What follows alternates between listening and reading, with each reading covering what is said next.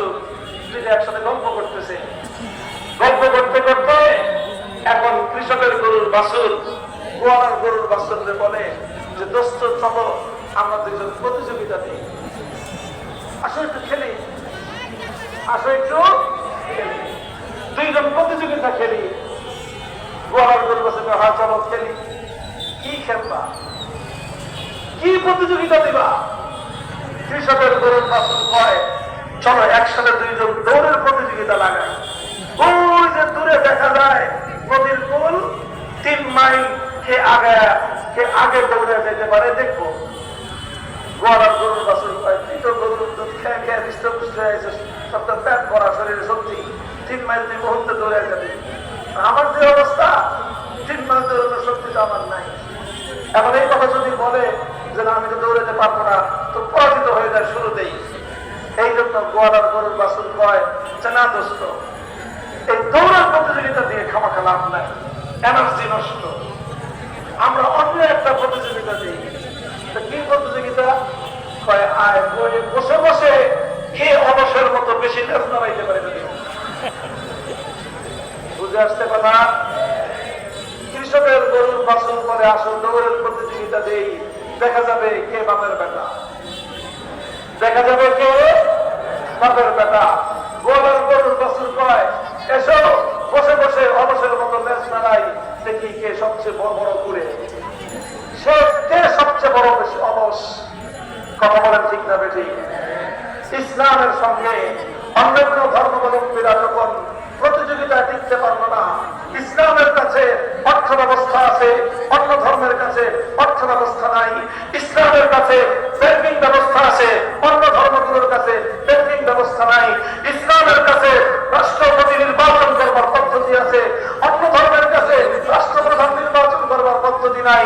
ইসলামের কাছে অন্য ধর্মাবলম্বীদের অধিকার আদায় করবার মতো চমৎকার ফর্মুলা রয়েছে, অন্য ধর্মগুলোর কাছে কোন রাজনৈতিক সিস্টেম নাই, অন্যান্য ধর্মাবলম্বীদের অধিকার পাওয়ার কোন ফর্মুলা নাই, কোন কিছু নাই। এখন প্রতিযোগিতা দৌড়াবে কেমনে? এখন তারা ইসলামকে অন্য সবগুলো ধর্ম বলে আসো আমরা বসে বসে লেজ নাড়াই।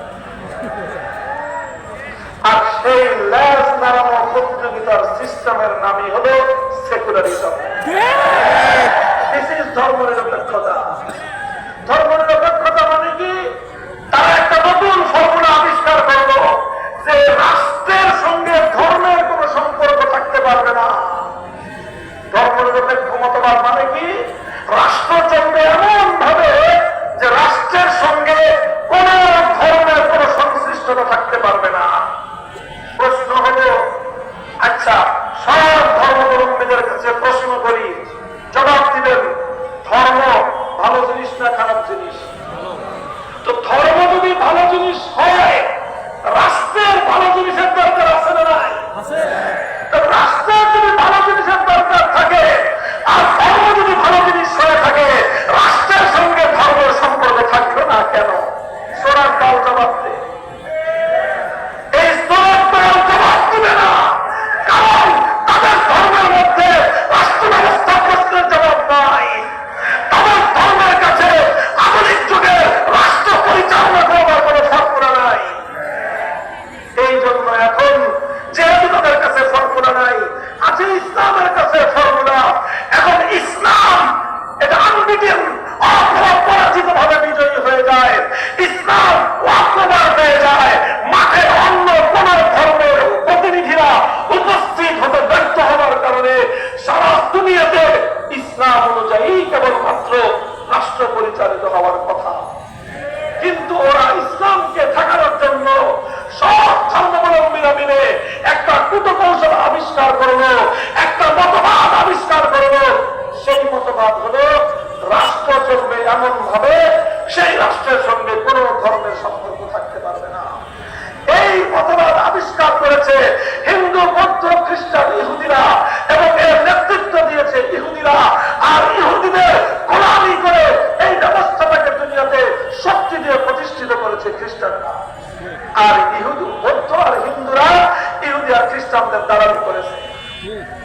আর ওই যে মুসলমানদের মধ্যে একটা শ্রেণী হীনমন্য মুসলমান, যাদেরকে আমি শুরুতে মূর্খ এখন তাদেরকে আমি গণ্য মূর্খ বলি। এই গণ্য মূর্খ মার্কা মুসলমানেরা হিন্দু বৌদ্ধ ইহুদি খ্রিস্টানদের সঙ্গে সুর মিলায়ে তারাও ধর্মনিরপেক্ষতার কথা বলে। ধর্মনিরপেক্ষতার কথা তারাই বলতে পারে যাদের ধর্মে রাষ্ট্র পরিচালনা করবার ফর্মুলা নাই। ধর্মনিরপেক্ষতার কথা তারাই বলতে পারে যাদের ধর্মের মধ্যে রাষ্ট্রপতি নির্বাচন করবার ফর্মুলা নাই।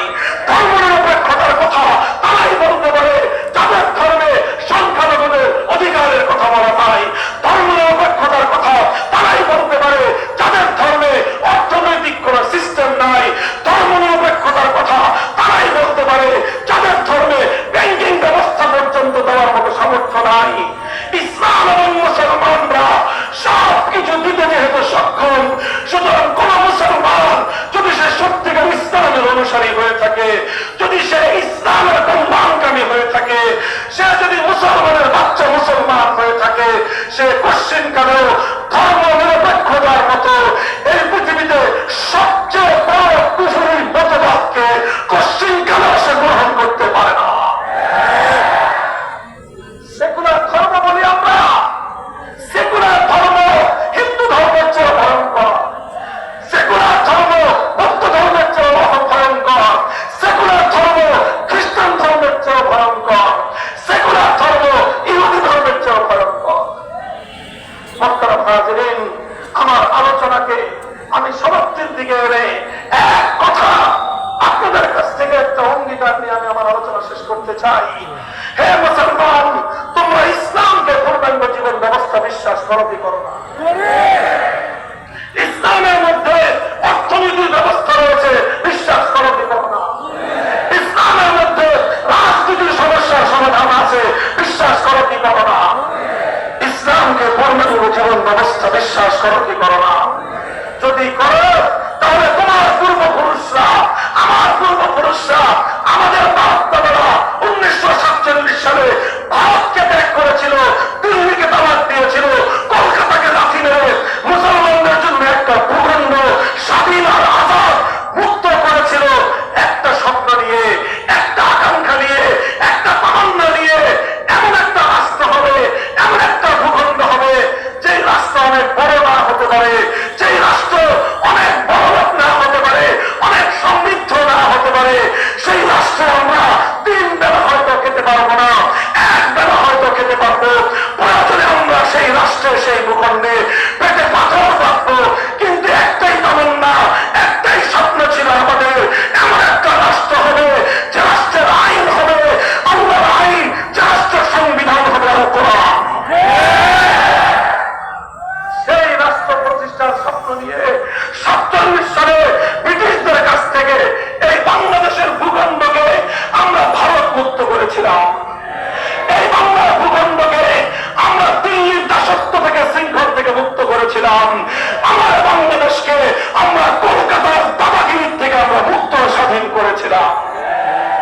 দুর্ভাগ্যজনক ভাবে 1971 মুক্তিযুদ্ধের পর একজন নেতা, যিনি 70 নির্বাচনের সময় অঙ্গীকার করেছিলেন নির্বাচনে ক্ষমতায় আসতে পারলে কোরআন সুন্নাহ বিরোধী কোন আইন তিনি করবেন না, অথচ এই অঙ্গীকার করার পরে 71 মুক্তিযুদ্ধের পর 72 সালে ভারতের তৎকালীন প্রধানমন্ত্রী শ্রীমতী ইন্দিরা গান্ধীর একটা ফর্মুলা নিয়ে, তার একটা প্রেসক্রিপশন নিয়ে তিনি এমন একটা সংবিধান ছাপিয়ে দিলেন, যেই সংবিধানে ভারতের গোলামীর জিঞ্জিরে আবদ্ধ করা হয়েছে বাংলাদেশকে, যেই সংবিধানের মধ্যে ভারতের সংবিধানের মূলনীতিগুলো জাতীয়তাবাদ, ধর্মনিরপেক্ষতাবাদ, গণতন্ত্র, সমাজতন্ত্রকে মূলনীতি আখ্যা দিয়ে ইসলামের কবর রচনা করা হয়েছে।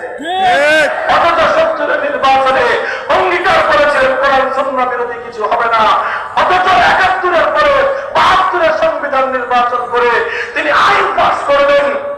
ইসলামী কোরআন সুন্নাহ বিরোধী আইন তো দূরের কথা, এদেশে কোরআন সুন্নাহর আইন প্রতিষ্ঠার দাবি করবার জন্য ইসলামী রাজনীতিকে তিনি নিষিদ্ধ ঘোষণা করেছিলেন।